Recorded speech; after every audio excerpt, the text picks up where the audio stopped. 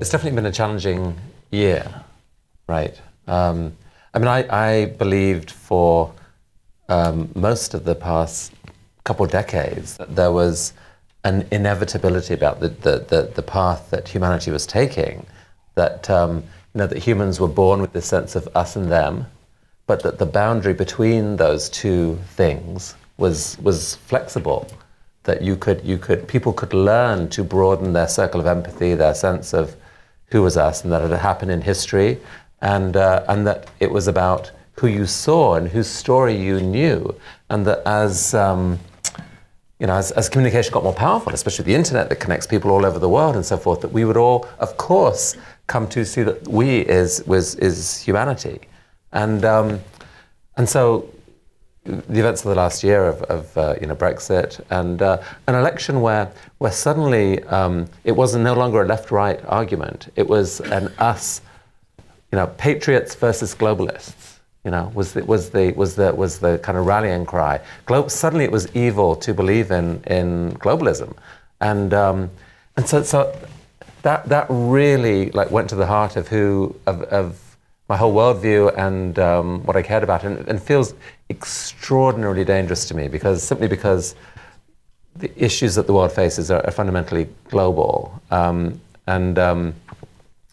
So I absolutely think that there a lot hangs on whether the story about a connected world can be reframed and rebuilt. I think the people who raised a fist against the forces of globalism had a point. That there was extreme damage done to many parts of the developed world by the sort of the direct connections to the places we love, India, China, and so forth, that literally piped away employment and so forth. It's a complicated story, but there were reasons for people to be angry. And I guess part of the key is to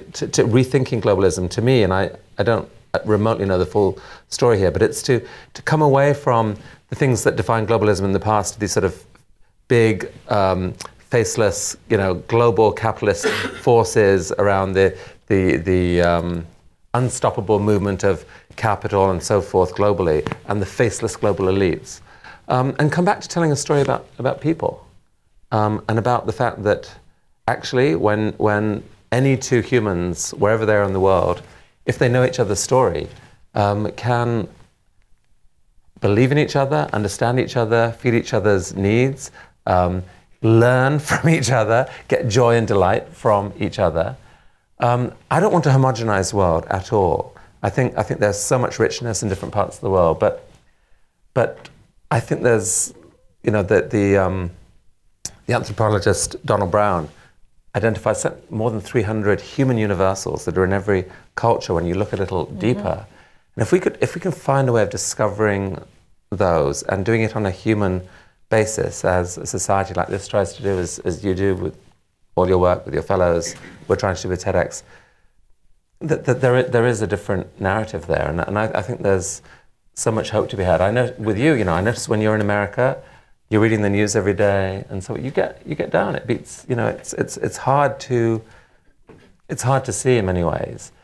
You come back from a trip, you're glowing, and you get so much energy and belief, and you feel the optimism that still infuses many other parts of the world where you work, despite the much lower material status. There's a belief that the future will be better, and it's just different. And I don't know. I think we both often have felt despair in the last year, but have kind of chosen to live in a different narrative, that this will pass, we'll find a better way to retell a different story.